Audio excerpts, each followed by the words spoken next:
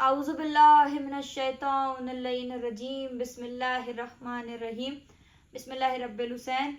उन्वान गुफ्तगू कि आज ये 7वीं मजलिस है कि फिर वही आयत। मैंने सोचा था कि एक आयत को डिफाइन करते करते 3 दिन गुजर जाएंगे, आज पता नहीं चला और आज तीसरा दिन है।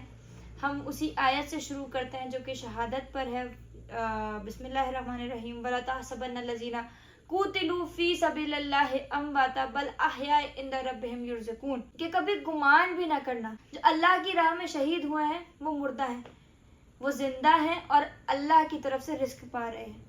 ये आयत का तर्जुमा था। फिर उसके बाद मैंने पॉइंट्स में आपको क्लियर कर दिया कि शहादत क्या होती है, शहादत जिसको मिलती है उसके क्या फ़ज़ाइल हैं, शहीद को कितना कितना रुतबा मिलता है, शहीद से क्या क्या पूछा जाता है, हर एक एक बात को डिफाइन किया। आज का जो टॉपिक है वो है शहादत का मज़ा। क्या है कि मैंने आपको कल बताया था कि इमाम हुसैन ने शहादत का फ़लसफ़ा बदल दिया है।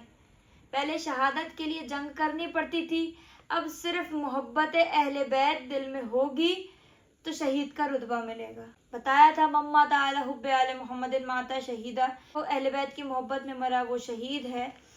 तो शहादत का मैंने आपको सब कुछ बता दिया। उन्वान को शुरू करते हैं इमाम हुसैन के एक शेर से। वो क्या है कि ये तय है जब तक रहेगी दुनिया में रंग मेरे, जमी पे मातम फिजा पे नौहे, रहेगी हर चीज संग मेरे, मैं जब्र को सब्र में बदल दूं यही है अंदाज़े जंग मेरे, सुनोगे जीते जी तुम मरोगे, जिएंगे मरकर मलंग मेरे, और मेरे उदू को खुदा के घर में भी मौत आए यजीद होगा, मेरा अज़ादार बिस्तर मर्ग पे मर जाए शहीद होगा।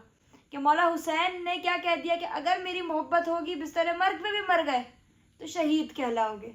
तो ज़रा इत्मीनान में आ जाएगा। हम लोग भी टेंशन में आए थे कि अगर कोई बम धमाका हो या कोई जंग करेंगे तो शहादत का रुतबा मिलेगा। औरतें सबसे ज़्यादा टेंशन में रहती हैं कि भाई शहादत का रुतबा कैसे मिले।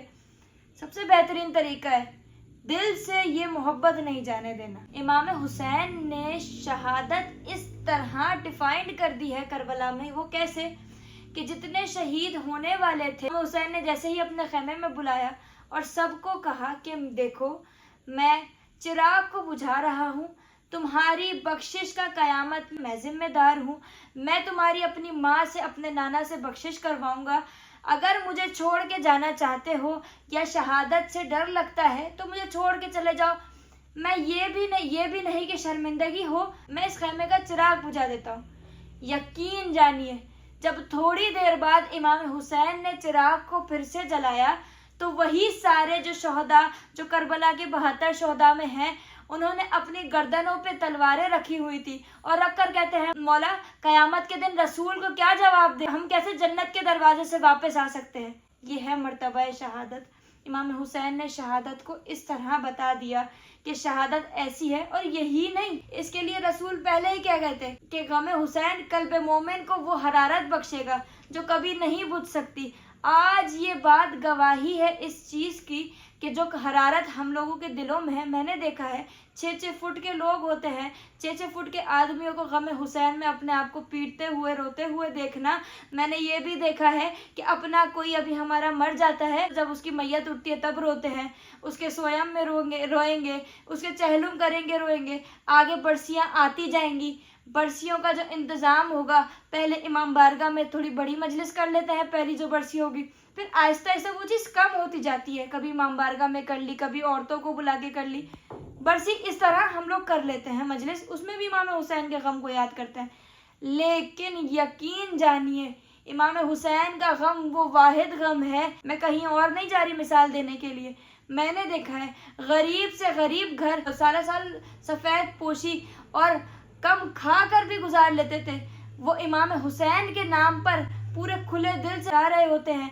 और यही नहीं, इमाम हुसैन का साल दर साल बढ़ता ही चला जा रहा है। मैंने कभी नहीं सुना कि करबला में एक साल ज़्यादा लोग गए और अगले साल कम हो गए। हमेशा करोड़ की जो तादाद है वो बढ़ती चली जा रही है। हुसैन तो उस दरियाए मोहब्बत का नाम है जिसमें जितना डूबते चले जाओगे उतना निखरते चले जाओगे। यकीन जानिए इमाम हुसैन से जो जुड़ गया है تا قیامت تک، جب تک قیامت تک حسین کا نام، امام حسین کا نام باقی ہے، تب تک اس کا بھی نام باقی ہے۔ مثال بتاؤں، سب سے بہترین مثال، ایک تو وہ 72 کہ جو امام حسین کے نام سے منسوب ہے، سب نام جانتے ہیں ایک ایک کے۔ انبیاءوں کے نام اتنے کسی کو یاد نہیں ہوں گے جتنے کربلا کے 72 کے نام یاد ہیں۔ اچھا، دوسری چیز کیا ہے؟ ذوالجناح، امام حسین کی سواری ذوالجناح۔ یقین جانیے جب تک قیامت تک امام حسین کا نام باقی رہے گا، لوگوں کے دلوں میں ذوالجناح کی محبت باقی رہے گی، کیونکہ ہمارے ہاں سب سے اچھی بات ہے، ہمارے ہاں بچے کو اتنا علم ہے کہ وہ ذوالجناح ہی کو نہیں، صرف ذوالجناح ہی کو نہیں، ذوالجناح کی ماں کا نام بھی جانتا ہے، اتنا علم رکھتا ہے۔ اس دنیا میں جس کو سب سے کم تر چیز سمجھا جاتا تھا نا، اس کا ہاتھ امام حسین نے تھام لیا، اور یقین جانو وہ آج متبرک چیزوں میں شامل ہو گئی ہے۔ وہ کیا؟ خاک۔ کوئی اگر کسی کو یہ کہتا ہے نا کہ کوئی اگر کوئی غلط جملہ بول دے، کوئی منحوس جملہ بول دے، اس کے بعد انسان بولتا ہے کہ تمہارے منہ میں خاک ہو، تم خاک ہو جاؤ، یہ باتیں کی جاتی ہیں نا، لیکن امام حسین وہ واحد ایسی ہستی ہے جس کا خون خاک کربلا پہ جب سے بہا ہے، وہ خاک شفا بن گئی۔ آج بھی ہر حسین کے چاہنے والے کو وہ خاک شفا دے رہی ہے۔ اور یہی نہیں، مثال دیتے ہوئے میری پوری کوشش ہوتی ہے کہ آس پاس کی مثال ہو۔ سب سے بہترین مثال امام حسین، سب سے بہترین چیز جو امام حسین سے جڑ گئی تو اسے چھوڑنے کا دل نہیں کر رہا تھا۔ وہ کیا کہ کچھ سالوں پہلے کی بات ہے، جب امام حسین کے روضے پہ جو جالیاں لگی تھی وہ چینج ہو رہی تھی، وہ جب بدلی جا رہی تھی تو وہاں پہ کام کرنے والوں نے یہ بات بتائی کہ جو جالیاں تھیں وہ نکلنے میں 40 دن لگے، اور جو جالی پھر سے چینج ہو کے نئی والی لگ رہی تھی اسے لگنے میں 19 دن لگے۔ تو لوگ پریشان ہو گئے، حیرت میں آ گئے کہ ایسا کیسا چیز وہی ہے، جگہ اتنی ہے، نکالنے میں اتنی کیوں مشکل، لگانے میں کیوں اتنی آسانی۔ بڑے علماء وغیرہ نے وہاں پہ بتایا کہ دیکھو، حسین سے جو چیز جڑ جاتی ہے نا، اسے چھوڑنے کا دل نہیں کرتا، اور جو حسین کے پاس آنے لگتی ہے اس چیز کو دوری برداشت نہیں ہوتی، اس لیے اس نے 40 دن لیے، اس نے 19 دن لیے۔ یہ معجزہ ہے امام حسین کا کہ امام حسین کو اللہ نے الگ ہی معجزات عطا کیے۔ وہ کیا؟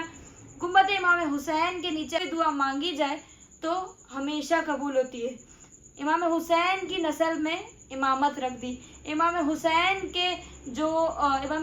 کی قبر کی جو مٹی ہے وہ خاک شفا کر دی۔ جو بھی کربلا کی زیارت کے لیے جاتا ہے، یہ بات سن کے کہا جاتا ہے کہ پہلے میں ایک قول بتا دوں کہ امام جعفر صادق ارشاد فرماتے ہیں کہ جب بھی اللہ کسی کے لیے خیر سوچتا ہے، اللہ کسی کو اپنے قریب کرنا چاہتا ہے تو اس کے دل میں زیارت امام حسین کا شوق ڈال دیتا ہے۔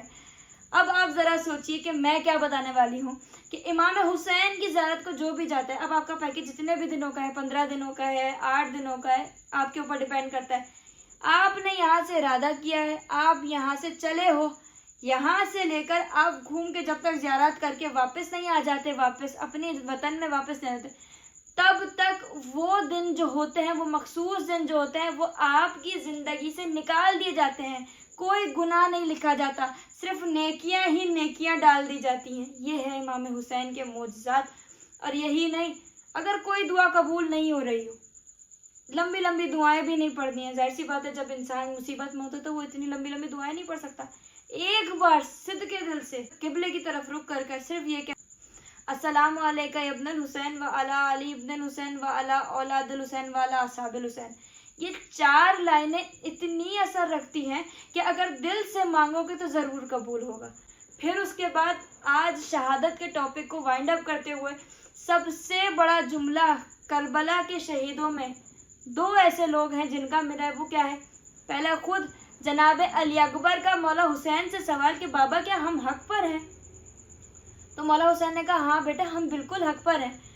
تو مولا علی اکبر کیا کہتے ہیں؟ مسکرا کر کہتے ہیں بابا پھر کیا فرق پڑتا ہے کہ موت ہم پہ جا گرے یا ہم موت پہ جا گرے۔ دوسرا ہے امام حسن کے بیٹے جناب قاسم کا، جو کہ آج 7ویں مجلس بھی انہی کے نام ہوتی ہے۔ جناب قاسم سے جب مولا حسین نے سوال کیا موت کو کیسا جانتے ہو، تو مولا قاسم مسکرا کے بولتے ہیں چچا شہد سے زیادہ شیریں۔ اب اگر میں شہد ہی ڈیفائن کروں نا تو آپ کو سننے میں مزہ آئے اور مجھے بتانے میں. لیکن شہد کے بھی بڑے فائدے. شہد کو میں اگر شارٹ میں بتا دوں تو کہ قرآن میں کہا گیا ہے شفاء الناس، کہ یہ انسانوں کے لیے شفا ہے. اب ذرا جسے کہا جائے شہادت شہد سے زیادہ شیریں ہے، اب ذرا سوچیں کہ اس شہادت میں کتنی شفا ہوگی.